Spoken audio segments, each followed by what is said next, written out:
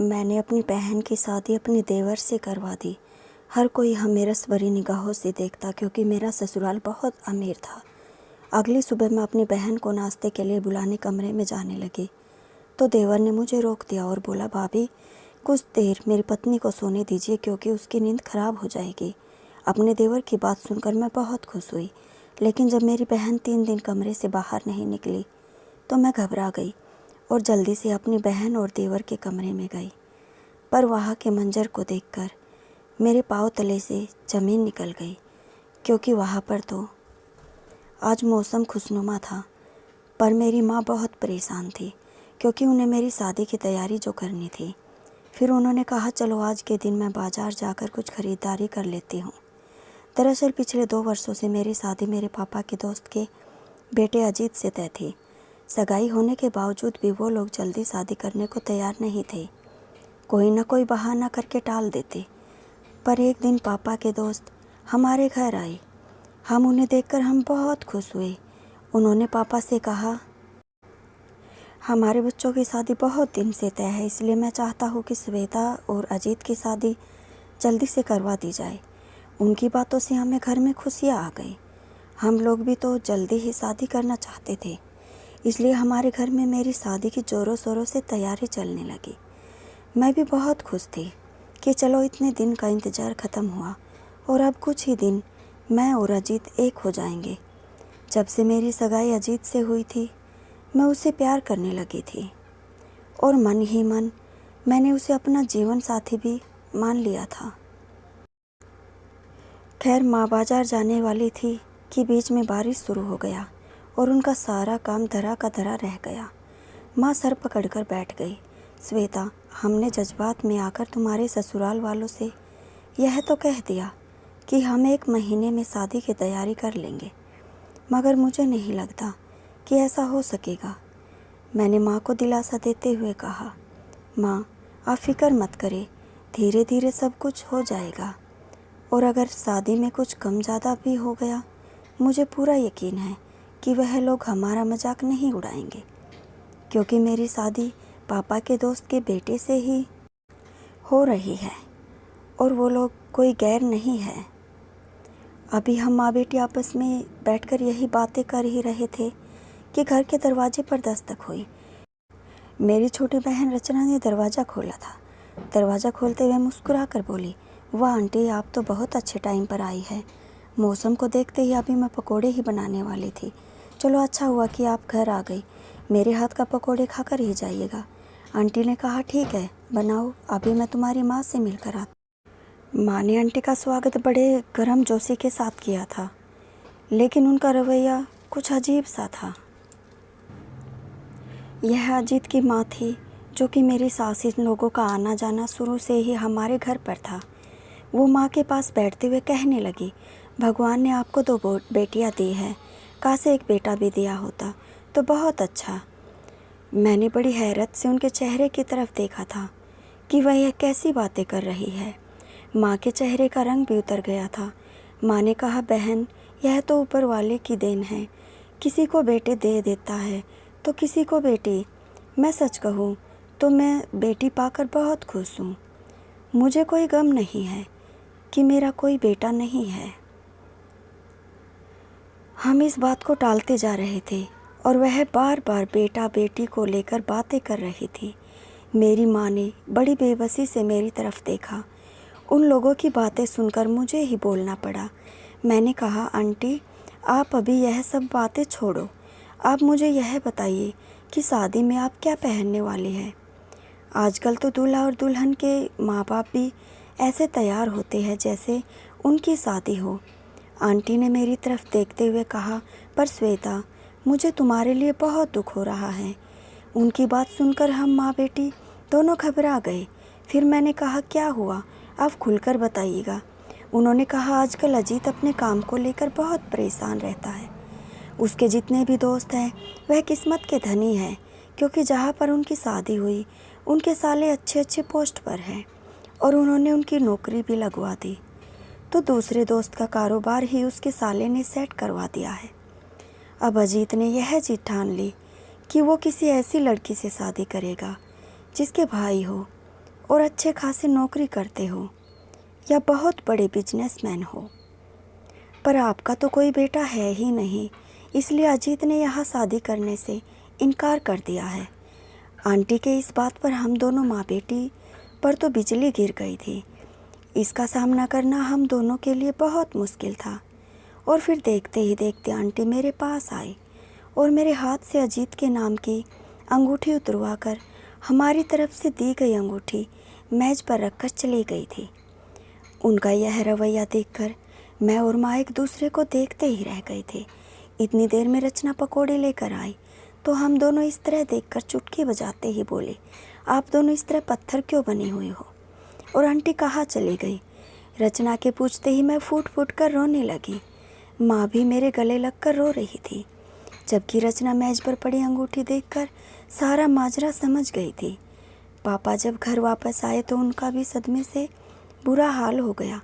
वो कुछ दिन बहुत दुखी रहे और फिर माँ से बोले, अब जो होना था वह हो गया। अब मैं अपनी बेटी को और तुम्हें ज़्यादा दुखी नहीं देख सकता, इसलिए बेहतर यही होगा हम श्वेता की शादी की बात किसी और जगह करते हैं। माँ बहुत परेशान थी। वह पापा से कहने लगी, अगर लड़की का एक रिश्ता टूट जाए तो दूसरा रिश्ता इतनी आसानी से नहीं मिलता। लोग तरह तरह की बातें करते कि पहला रिश्ता आखिर क्यों टूटा, ज़रूर लड़की में कोई कमी होगी। पापा ने माँ से कहा, तुम अपने दिल छोटा मत करो, भगवान सब कुछ अच्छा करेंगे। माँ और पापा ने भगवान का नाम लेकर मेरे लिए रिश्ता ढूंढना शुरू कर दिए और कुछ ही दिन बाद एक बहुत अच्छा रिश्ता हमें मिल भी गया। माँ ने मुझे बताया कि वह लोग बहुत अच्छे हैं और पैसे वाले भी हैं, मगर मुझे उन लोगों में कोई दिलचस्पी नहीं थी। माँ और पापा जोरों शोरों से शादी की तैयारी करने लगे, क्योंकि वह लोग चाहते थे कि मेरी शादी उसी तारीख पर हो जिस तारीख पर अजीत के साथ तय हुई थी। और फिर माँ पापा ने जो कहा वह सच भी करके दिखाया और मेरी शादी उसी डेट पर रोहित के साथ करवा दी गई। शादी के बाद दुल्हन बन मैं रोहित के घर चली आई। मुझे इस रिश्ते की कोई खुशी नहीं थी और ना ही इस शादी ने मेरे मुरझाए हुए दिल को जिंदा किया था। सच कहूँ तो मैंने अपनी पति की तस्वीर भी नहीं देखी थी।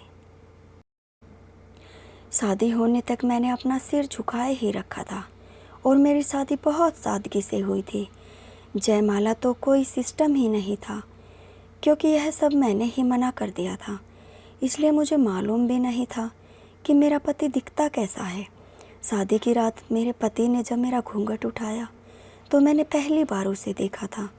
वह बहुत ही खूबसूरत और मुझे देखते ही मुस्कुराने लगा और मुस्कुराते हुए बोला, श्वेता तुम तो बहुत ही खूबसूरत हो।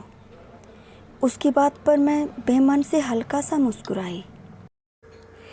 तभी वह मेरा हाथ पकड़ते हुए बोला, अरे मंगेतर से बहुत प्यार करती थी क्या? मैंने फटी फटी निगाहों से रोहित की तरफ देखा। फिर उसने कहा, उसने तुम्हें छोड़ क्यों दिया? कोई तुम में बुराई थी क्या, या गैर लड़कों से तुम्हारी दोस्ती थी?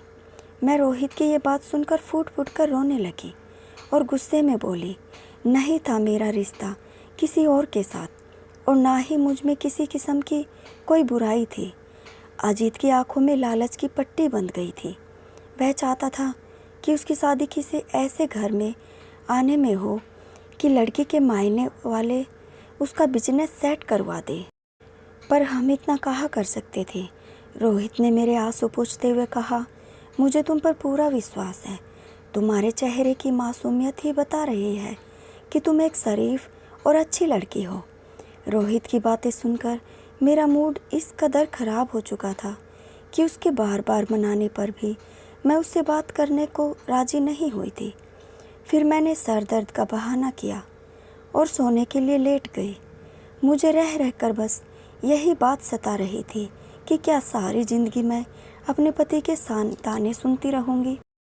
पर सुबह जब मैं सोकर उठी तो मेरी सास ने मुझे देखकर बहुत खुश हुई।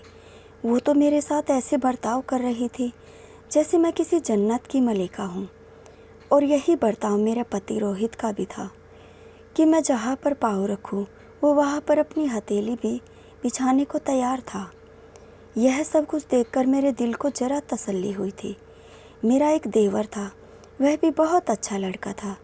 भाभी भाभी कहते नहीं थकता था। फिर अगले 2-3 दिनों बाद मेरे माँ बाप मुझसे मिलने आए। मेरी सास ने उनका भी बहुत अच्छे से स्वागत किया। फिर कुछ देर बाद मेरी माँ ने कहा, श्वेता मुझे अपना कमरा दिखाओ। मैं कमरा दिखाने अपनी माँ को अपने साथ लेकर गई तो माँ ने जल्दी से मेरे कमरे का दरवाज़ा बंद कर दिया और कहने लगी, श्वेता कल तुम्हारे पापा के दोस्त की पत्नी सविता जी हमारे घर आई थी। उन्हें पता चल गया है कि तुम्हारी शादी एक बहुत अच्छे घर में हुई है। यह खबर सुनकर तो वह अपने हवास खो बैठी है। कहने लगी, अजीत की बेवकूफ़ी की वजह से हमें अपना रिश्ता खराब नहीं करना चाहिए। मेरी ख्वाहिश है कि श्वेता की ना सही पर आप रचना की शादी अजीत से करवा दे। तुम तो उन्हें अच्छी तरीके से जानती है कि वह यह सब लालच में आकर कह रही है। मैंने उन्हें बेइज्जत करके अब घर से निकाल दिया। बाकी के रिश्तेदारों और मोहल्ले वालों का भी यही हाल है। वह सभी तुम्हारे बारे में ही बातें कर रहे हैं और मुझसे कह रहे हैं कि तुम्हारी बेटी की किस्मत बहुत अच्छी है कि उसकी शादी इतने अच्छे घर में हुई। पर सच कहूँ तो मुझे अभी भी तसल्ली नहीं है। मेरे मन में बार बार यह ख्याल आता है कि यह लोग बहुत पैसे वाले तो हैं, पर इनके व्यवहार विचार ना जाने कैसे होंगे। मैं यही सोच सोच कर घबराती रही, मगर आज जब मैं तुम्हारे ससुराल वालों से मिली तो मेरे दिल को तसल्ली हुई। यह तो बहुत अच्छे लोग हैं। तुम्हारी सास किस कदर हमारी अवगत कर रही थी। तुमने तो मेरा दिल ही जीत लिया है और तुम्हारा पति भी बहुत अच्छा लड़का है। मेरी एक बात याद रखना, इन लोगों को कभी शिकायत का मौका मत देना। यह लोग तुम्हें बहुत खुश रखेंगे। माँ के मुँह से यह सब सुनकर मैं मन ही मन भगवान का शुक्रिया अदा करती हुए कह रही थी कि हे भगवान, आपने अच्छा ही किया कि उन लालची लोगों से मेरा पीछा छुड़वा दिया और मेरा रिश्ता इतने अच्छे लोगों के घर करवा दिया। माँ और पापा कुछ देर बाद घर वापस चले गए। धीरे धीरे मैंने अपने पति और ससुराल वालों को भी एक्सेप्ट कर लिया और उनसे बहुत प्यार से पेश आने लगी। सब कुछ बहुत अच्छे से चल रहा था। मेरे पति ने तो मुझे हथेली का छाला बना कर रखा था। एक दिन मेरी सास मेरे पास आई और कहने लगी, श्वेता तुम तो बहुत अच्छी लड़की हो। मेरी ख्वाहिश है कि मेरे छोटे बेटे रौनक के लिए भी तुम्हारी ही जैसी कोई अच्छी लड़की मिल जाए तो बहुत अच्छा होगा। तुम्हारी नज़र में अगर कोई लड़की हो तो ज़रूर बताना। तुम लोगों का घराना बहुत अच्छा है। तुम्हारे घर से एक लड़की ब्याह कर मैं तो यही चाहती हूँ कि मेरे दूसरे बेटे रौनक की भी शादी तुम्हारे ही खानदान में हो। मैंने कहा, माँ जी अभी तो मेरी नज़र में कोई लड़की नहीं है, मगर आप फिक्र ना करें, मैं आपकी माँ से बात करूँगी और वह ज़रूर इस मामले में हमारी मदद करेगी। मेरी सास ने कहा, चलो अच्छी बात है। मैं जल्दी से उठकर अपने कमरे में आ गई और अपनी माँ को फ़ोन मिलाया और पूछा, माँ आप? माँ ने कहा, मिठाई खा रही हूँ। मैंने कहा, कहाँ से? उन्होंने कहा, पड़ोस वाले शर्मा जी थे ना, उनके घर से। मैंने कहा, क्यों? अभी तो पिछले दिनों ही उनके बेटे की शादी हुई है। क्या उन्होंने अपने दूसरे बेटे की शादी तय कर दी है क्या? माँ हंसकर बोली, अरे नहीं, शर्मा जी की बहू पेट से है और वह खुशी से पागल हुए घर घर मिठाई भेज रहे हैं। मैंने उन लोगों से कहा कि ऐसी बातें इतना जल्दी नहीं बताते, लोगों की नज़र लग जाती है। पर उन्हें कौन समझाए। उनके घर नना मेहमान बहुत दिन बाद आने वाला है, इसलिए वो लोग बहुत खुश हैं। माँ की बातें सुनकर मेरे अंदर उदासी छा गई। फिर माँ ने कहा, श्वेता तुमने अभी तक कोई खुशखबरी नहीं सुनाई। तुम्हारी शादी को तो धीरे धीरे 6 महीने होने वाले हैं। मैंने इस बात को टालते हुए कहा, माँ रोहित आ गए हैं, मैं आपको थोड़ी देर बाद फ़ोन करती हूँ। मगर सच तो यह था, अब मुझसे एक शब्द भी बोला नहीं जा रहा था, क्योंकि मेरी शादी को इतने दिन हो गए थे। सब कुछ बहुत अच्छा था। मेरी शादी बहुत अच्छे घर में हुई थी। सास जान छिड़कती थी और पति तो मुझसे बहुत प्यार करता था, मगर इतने दिनों मेरे पति ने मुझे छुआ तक नहीं था। जब मेरे और मेरे पति के बीच कोई रिश्ता ही नहीं बना तो मैं प्रेग्नेंट कैसे हो जाती। मेरे मन में बार बार यह सवाल आ रहा था कि मैं रोहित से कहूँ कि वो मुझसे ये दूरी क्यों बना कर रखे हैं, मगर मेरे अंदर इतनी हिम्मत नहीं थी। कुछ दिनों तक तो मैं इसी सोच में डूबी रही। एक दिन मेरी माँ का फ़ोन आया।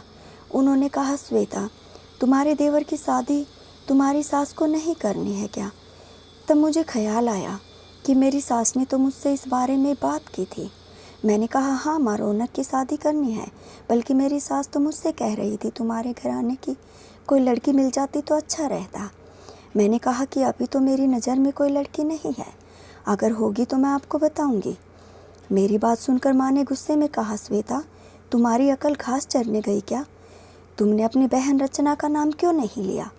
मैं तो यही चाहती कि उसकी भी शादी तुम्हारे ही जैसे लोगों के घर में हो। अब जब तुम्हारा देवर है तो क्यों ना हम उसकी शादी तुम्हारे देवर से करवा दे। मैंने कहा, हाँ माँ, अब तो ठीक ही कह रही है। ना जाने मुझे यह ख्याल क्यों नहीं आया। मैं ज़रूर अपनी सास से रचना के बारे में बात करती हूँ।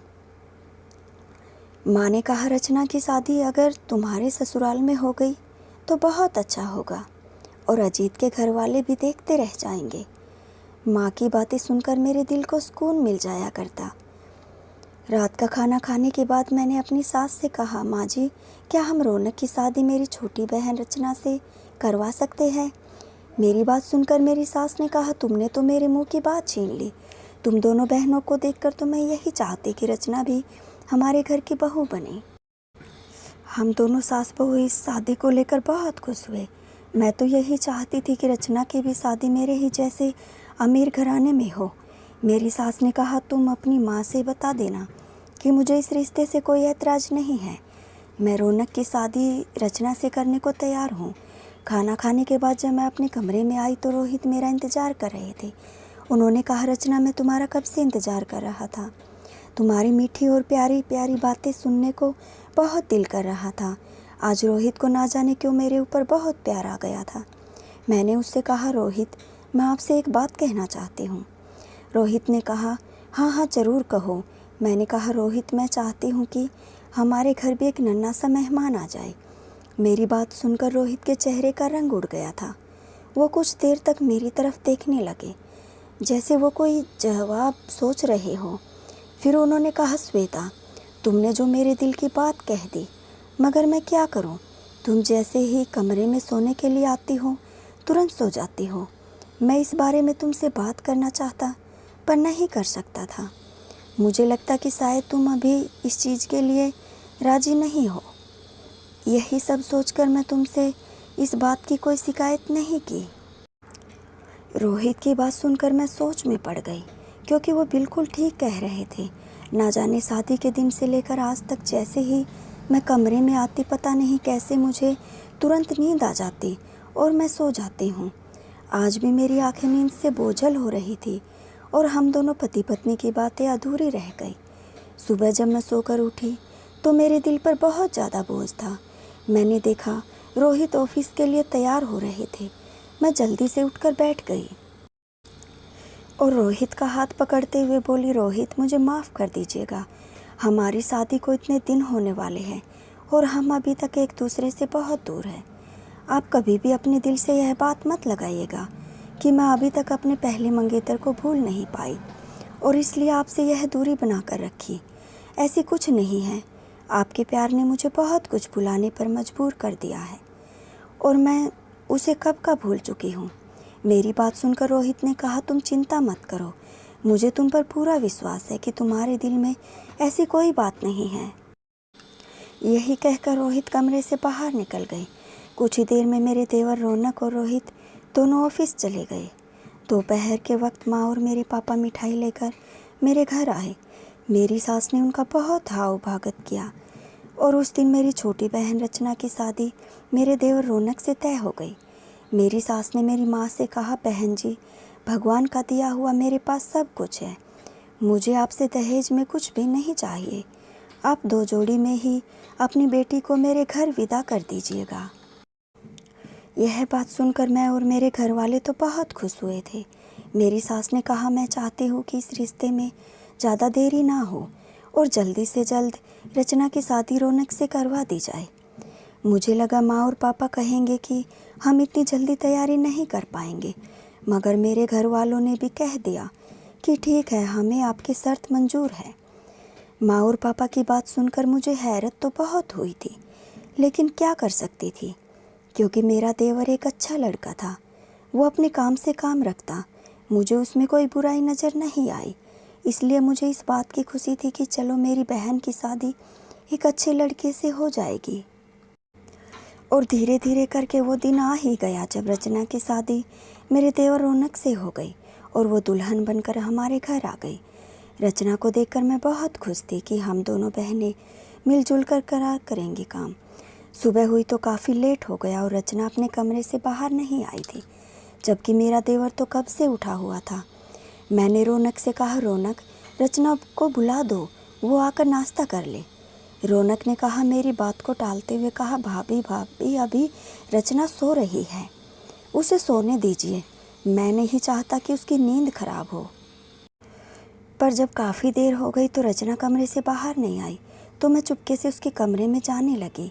तभी मेरी सास ने मेरा हाथ पकड़कर रोक दिया और बोली, श्वेता तुम यह मत समझाना कि तुम्हारा देवर बहुत अच्छा है, वो बहुत गुस्से वाला भी है, इसलिए बेहतर यही होगा कि तुम उसके कमरे में मत जाओ। मैंने मजबूरी में अपना सिर हिला दिया, लेकिन सच कहूँ तो मुझे रचना पर भी बहुत गुस्सा आ रहा था। मैंने सोचा जब वो सोकर उठेगी तो मैं उसकी बहुत क्लास लूँगी, इतनी देर तक भला कौन सोता है। पर मुझे पता नहीं था कि मेरा इंतज़ार इतना लंबा हो जाएगा। सुबह से दोपहर और दोपहर से शाम हो गई, लेकिन रचना अभी तक अपने कमरे से बाहर नहीं निकली थी। मेरे दिल में तो हौल उठने लगे थे, कुछ समझ में नहीं आ रहा था कि क्या करूं। फिर कुछ ही देर बाद रचना अपने कमरे से निकलती हुई नजर आई। यह देखकर मेरे दिल को थोड़ा सुकून हुआ, लेकिन साथ ही साथ इस बात की हैरत हुई कि उसने अपना चेहरा क्यों छुपा रखा है। वो किचन की तरफ बढ़ी तो मैं जल्दी से उसके पीछे पीछे किचन में गई और उससे बोली, रचना तुम इतनी देर तक क्यों सोती रह गई और इस तरह अपना चेहरा क्यों छुपा रखा है? इधर मुँह करो, सब ठीक तो है। इससे पहले कि मैं आगे बढ़कर रचना के चेहरे से उसका घूंघट उठाती, तभी वो जल्दी से किचन से भागती हुई अपने कमरे में चली गई। मैं भी जल्दी से उसके पीछे पीछे गई, तभी उसने अंदर से दरवाज़ा लॉक कर दिया। उसकी ये हरकत देखकर मुझे बहुत गुस्सा आया और मैं गुस्से से दरवाज़ा पीटने लगी। दरवाज़ा पीटते हुए गुस्से से बोल रही थी, रचना अभी दरवाज़ा से बाहर निकलो, नहीं तो मुझे बुरा कोई नहीं होगा। तभी मेरा देवर वहाँ पर आ गया। वो गुस्सा से मुझे देखते हुए बोला, भाभी आप मुझे और मेरी नई नवेली दुल्हन को थोड़ी प्राइवेसी देगी? सच कहूँ तो मुझे आपसे इस कदर की हरकत की जरा भी उम्मीद नहीं थी। यह सब कहकर आपने उसकी ज़ुबान में बोली, मुझे और इसी वक्त अपनी बहन से मिलना है। तुम्हें इस बात में समझ नहीं आई, तुम्हारी पत्नी बाद में पहले मेरी बहन है। हम दोनों ऊंची ऊंची आवाज़ में बात कर रहे थे, तभी मेरी सास हम दोनों की आवाज़ सुनकर वहाँ पर आ गई और कहने लगी, क्या हुआ, सब खैरियत तो है ना? मैंने कहा, माँ जी मुझे मेरी बहन से मिलना है। मेरी सास ने कहा, अच्छा पहले मुझे कमरे में जाने दो, फिर मैं रचना से पूछती हूँ कि आखिर वो तुमसे क्यों नहीं मिलना चाहती। मेरी सास दरवाज़ा खटखटाते हुए बोली, रचना बेटा दरवाज़ा खोलो। मेरी सास की आवाज़ सुनते ही रचना ने तुरंत दरवाज़ा खोल दिया और मेरी सास कमरे में चली गई। पर यह सब देखकर मैं बहुत हैरान थी कि रचना ने मेरे कहने पर दरवाज़ा क्यों नहीं खोला था। थोड़ी देर बाद मेरी सास कमरे से बाहर आई और कहने लगी, श्वेता रचना ने कहा कि वो तुमसे ना तो मिलना चाहती है और ना ही कोई बात करना चाहती है। बेटा तुम दोनों के बीच कोई बात हुई तो मुझे बताओ। मैंने धीरे से ना में अपना सिर हिला दिया और अपने कमरे में चली आई। मेरे दिल में बहुत घबराहट हो रही थी कि बैठे बिठाए मेरी बहन को क्या हो गया। ऐसे ही करते करते यूं ही 3 दिन गुजर गए। इन 3 दिनों में मैंने एक बार भी रचना की शकल नहीं देखी थी। इस बात को लेकर मैं बहुत परेशान थी और यह सब मैं अपने माँ बाप को भी नहीं बता सकती थी, क्योंकि यह सब जानने के बाद वह लोग बहुत परेशान हो जाते। मैंने इस बारे में रोहित से बात की, पर उन्होंने कहा यह पति पत्नी के बीच का मामला है। अगर रचना तुमसे नहीं मिलना चाहती तो इसमें मैं कुछ नहीं कर सकता। जब 3 दिनों तक रचना कमरे से बाहर नहीं आई तो मैं बहुत घबरा गई और कमरे में बैठकर फूट फूट कर रोने लगी। तभी रोहित कमरे में आए और मुझसे पूछने लगे, क्या हुआ, तुम रो क्यों रही हो? मैंने उनसे कहा, जैसे कि आपको पता ही नहीं, मैं अपनी बहन के 3 दिन से मिल नहीं पाई हूँ और मैं आप पूछ रहे हो कि तुम रो क्यों रही हो। मैंने उनका हाथ पकड़कर अपने सिर पर रख दिया और पूछा, आप मेरी कसम खाकर बताइए कि आपको इन सब के बारे में कुछ नहीं पता। आखिर इस घर में हो क्या रहा है। कुछ देर तक वो मेरी तरफ देखते रह गए। फिर उन्होंने कहा, मेरी एक बात मानोगी। मैंने कहा, हाँ हाँ, क्या बात है। उन्होंने कहा, अपनी जेब से एक पुड़िया निकालकर मुझे पकड़ाया और कहने लगे, आज खाने में तुम ये पुड़िया माँ और भाई के खाने में मिला देना। अगर तुम यह हिम्मत न कर सकी तो याद रखना कि फिर सारी ज़िंदगी अपनी बहन की शक्ल नहीं देख पाओगी। मैं सवालिया नज़रों से रोहित की तरफ देखने लगी। रोहित ने कहा, नहीं, अब इसके आगे कोई सवाल नहीं। मैं चुप हो गई। मुझे तो पहले ही शक हो गया था कि दाल में कुछ ना कुछ काला ज़रूर है, इसलिए मैंने रोहित की बात मान ली। और आज जब खाने की टेबल पर सभी खाना खाने बैठे तो मैंने अपनी सास और देवर के खाने में वह दवाई मिला दी थी। थोड़ी देर बाद ही मेरी सास और देवर कुर्सी पर बैठे बैठे ही लुढ़क गए। मेरे पति रोहित जल्दी से उठे और रचना के कमरे के पास जाकर बोले, रचना जल्दी से दरवाज़ा खोलो। मैं हूँ रोहित। रचना ने तुरंत दरवाज़ा खोल दिया। फिर रोहित ने हम दोनों बहनों को जल्दी से गाड़ी में बैठने को कहा और हम चुपचाप गाड़ी में बैठ गए थे। रोहित हमें उस घर से बहुत दूर लेकर आ गए। फिर उन्होंने गाड़ी रोक दी और कहने लगे, तुम दोनों मेरी एक बात गौर से सुनो। तुम और तुम्हारे घर वाले जैसा हमें समझ रहे थे, हम लोग वैसे नहीं हैं। हम कोई ख़ानदानी अमीर नहीं हैं, बल्कि हम लोग तो एक फ्रॉड है। हम दूसरे शहरों में जाकर अच्छा सा घर किराए पर ले लेते हैं। रहन सहन देखकर लोगों को लगता है कि हम बहुत अमीर हैं। फिर हम गरीब लड़कियों से शादी कर लेते हैं और उन्हें आगे अच्छे दामों में बेच देते हैं और फिर उस शहर से फरार हो जाते हैं। श्वेता, मैं तुम्हें भी हर रात नींद की दवाई देता था ताकि तुम भी मुझसे किसी किस्म का सवाल ना कर सको, क्योंकि हमारा इरादा यह था, जैसे ही रौनक की शादी रचना से हो जाएगी हम दोनों एक साथ बेच देंगे। मगर तुम्हारे साथ इतने दिन रहते रहते मुझे तुमसे मोहब्बत हो गई है, इसलिए मैंने तुम दोनों को उस घर से निकालने की कोशिश की और कामयाब भी हो गया। श्वेता, अगर तुम मुझे अपना ना चाहो तो मैं तो तुम्हारी खातिर यह जुनून का रास्ता छोड़ दूंगा। इतना कहकर रोहित हम दोनों बहनों को हमारे माँ बाप के घर छोड़ आया था। मैंने रचना से पूछा कि तुम मुझसे बात क्यों नहीं करती थी। उसने कहा, रौनक ने पहले दिन ही मुझे धमकी दी थी कि अगर मैं आपसे बात करूँगी तो यह लोग आपके साथ कुछ गलत कर देंगे, और इन लोगों ने मेरा मोबाइल फ़ोन भी मेरे हाथ से छीन लिया था। मैं मजबूर थी, इसलिए लोग जैसा तैसा कह रहे थे वैसा ही करती जा रही थी। यह बात मैंने अपने माँ बाप को बताई तो वह लोग भी यह सुनकर दंग रह गए थे। खैर, मैंने रोहित के साथ रहने का इरादा कर लिया। रोहित ने पुलिस में बात कर अपने सारे गैंग को पकड़वा दिया है। रोहित मुझसे बहुत प्यार करते। हमारे पास ज़्यादा पैसे तो नहीं है, मगर मुझे इस बात का सुकून है कि भगवान ने मेरा घर उजड़ने से बचा लिया है, और मुझे उम्मीद है कि बहुत जल्द मेरी बहन रचना का भी घर बस जाएगा। तो दोस्तों, आपको यह स्टोरी कैसी लगी कमेंट बॉक्स में ज़रूर बताइएगा और चैनल को सब्सक्राइब ज़रूर कर लीजिएगा। धन्यवाद दोस्तों।